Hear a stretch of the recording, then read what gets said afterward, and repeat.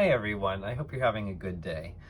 This video is going to be a little bit messy and unscripted, but I just thought I would provide a basic demo of my process that I use to create my piano roll transcriptions, because whenever I talk to people about them, they're kind of interested in how I actually do that. So I've got one set up here. This is a Lee Sims roll, and here's the video I'm transcribing from.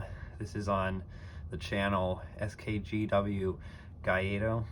This is a wonderful channel. I really encourage you to check it out, and I'm thankful to him for giving me permission to use his video in my demo. So let's just go forward a little bit in this.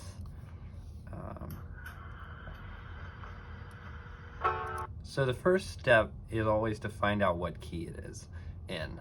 So the intro here is not very clear what key it's in, but once it settles in, you can hear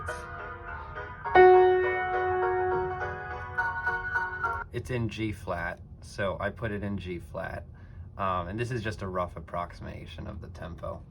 So once I've got that worked out, then I'll go back to the beginning. So I have to place what that first chord is. Okay, so I found what the treble note is, and then just looking at it, you can kind of see the spacing, and it's kind of like the synesthesia technology you'll often see, where I think if you look up synesthesia videos, you'll know what I'm talking about. They have very similar appearance to piano rolls, and they kind of just drop down on a visualization of a keyboard. Now, it's easier to read synesthesia because you can actually see which notes are black notes and white notes. This one, they all look the same, but you do become accustomed to the shapes. And also, if you have some ear that's become accustomed to hearing things, you can also identify them that way. So I can tell this is a diminished seventh chord. And then you can see it's the same shape that just keeps moving, and I can identify melodies by ear. So this intro is really not a problem at all for me, and the rhythm I can hear also by ear. So that's... And then what's this?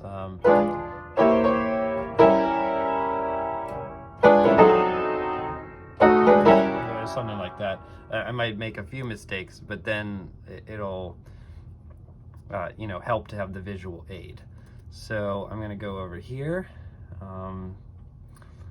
and start writing it out. And sometimes it's helpful to do this at the piano. Usually I don't, but just figuring out how to parse the notes into two hands. So I'm going to cut out part of this until I'm done.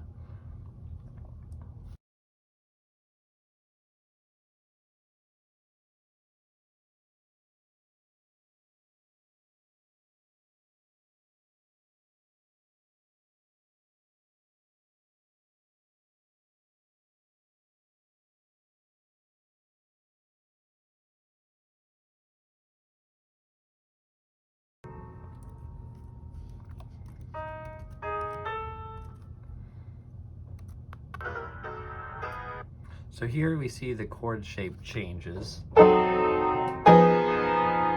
This note stays the same, and they all just move down by a semitone, and we can also hear that, but this gives a real precise sense of the chord voicings, and it gives me a confidence that I normally wouldn't have just using my ear.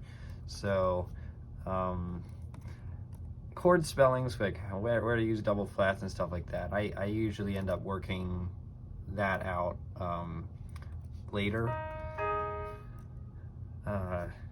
It's at the initial stages, it's better just to figure out the notes.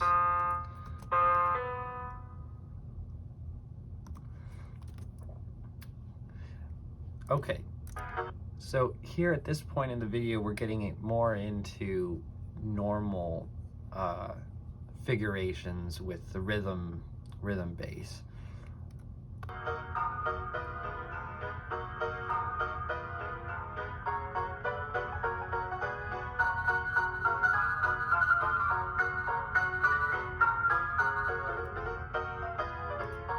So I think I'll try to do right up to that in this video. Maybe I make a liar myself, but I gotta find the right spot.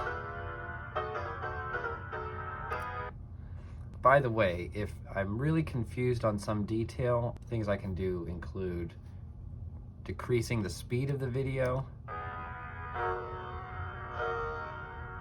to really see where things are lining up.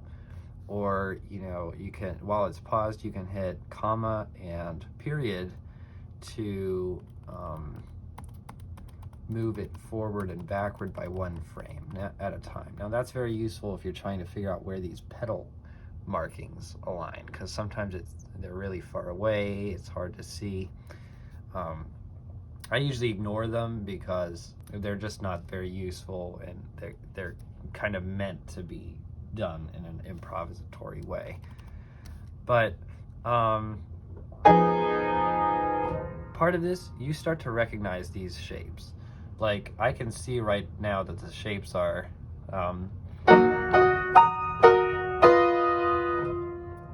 I recognize this shape as a minor chord because we've got smaller distance getting a little bit larger and a little bit larger. So that's a minor third, which is a step of 3 semitones, major third, which is a step of 4 semitones, and a perfect fifth, which is a step of 5 semitones. And normally what I'm going to do is I will figure out what fits in the right hand first and do that for a good chunk of music, and then I'll come back and add in the left hand. The bass, you can kind of hear where the bass is. It can be easy occasionally mess that up, but most of the time it's just going to follow the chord notes.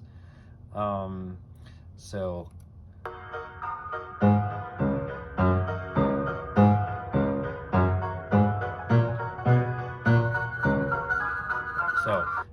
you kind of see it. I can hear. I can just guess based on the positions, rough positions, and the harmony that I hear, what the bass notes are. So we've got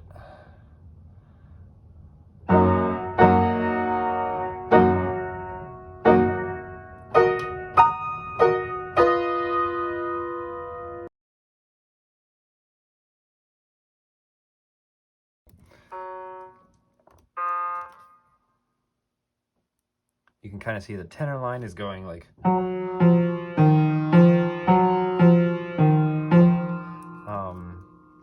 that's these notes. Dun dun dun dun dun. You can hear my hideous singing voice, which is not something I generally demonstrate, but anyway. And then we've got the bass line that does these notes and the chords.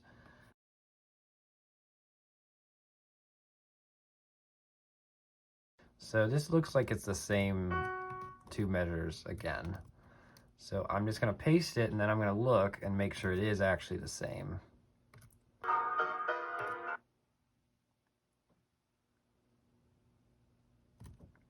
Yep, that is indeed the same.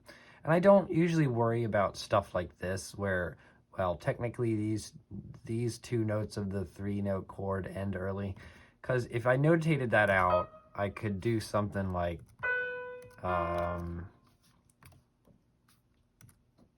that. It's correct, but it's messy, and I want notation that's going to look like like sheet music. And usually I don't bother with the articulations at this point. It's going to sound all, it's not going to have that bounce to it of the staccato. If you listen to it, sorry, there's going to be a lot of weird popcorn audio at the beginning here.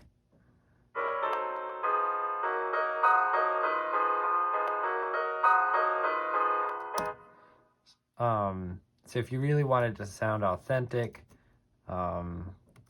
these need to be staccato.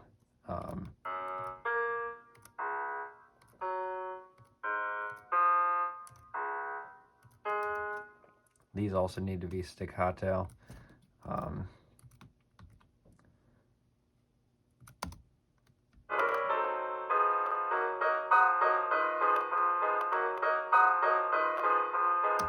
So you see that sounds more like it. And I might add those in later. So when we get into melody stuff, it's really easy just to do the right hand. So you can kind of just follow along. Yeah. So my ability to play things on the first time is not that great.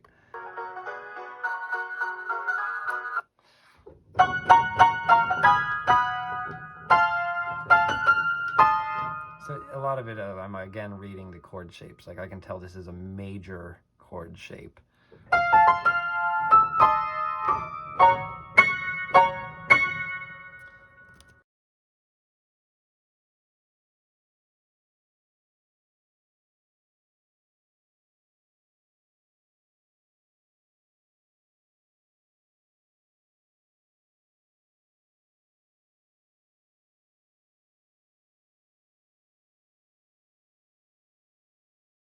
So you see I got the right hand for this section.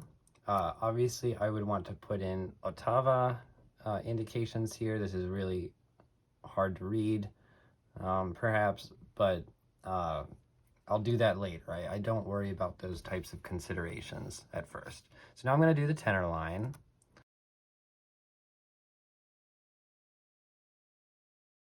Okay, now I did the tenor line. Sorry. Now I'm going to go back and I'm going to do the bass and chords for the left hand. Now, one thing to note is sometimes things will be impossible. So far, there's nothing in here that's impossible. Usually what I'll do if it's impossible is if it's really nasty to notate, I will fix it at the moment. If it isn't, I'll just write what is written or what's encoded on the piano roll. And then I'll go back later, sit down at the piano, figure out a way to alter it so that it still sounds similar, and then make the alterations.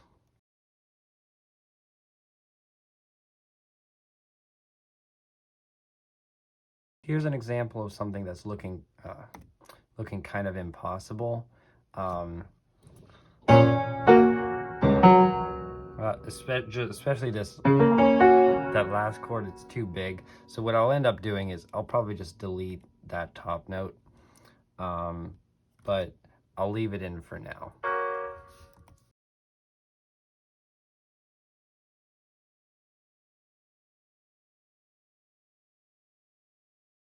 All right, now you see I got to this fill right here, which is the last thing I'm going to do.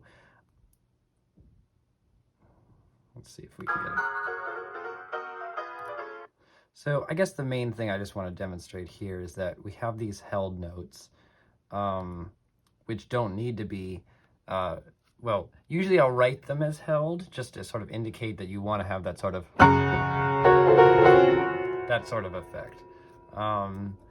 But you know, you don't actually have to hold them. So right here, I'll just put it as a second voice.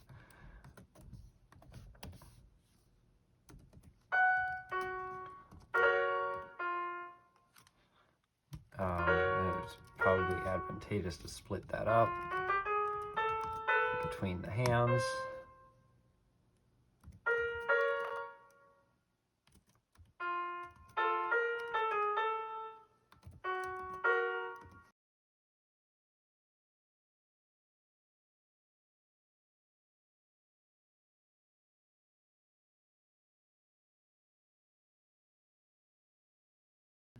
All right, so we got that fill finished. Now let's compare the original with the result.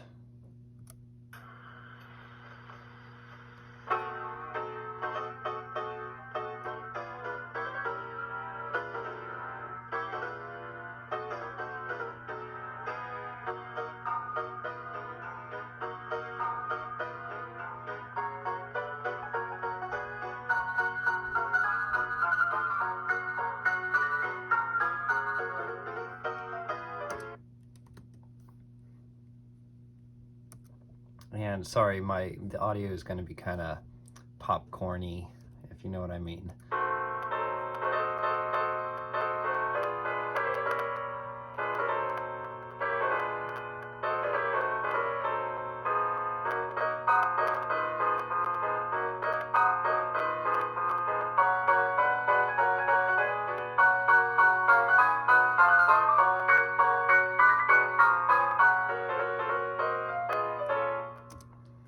And of course, I'll clean this up later.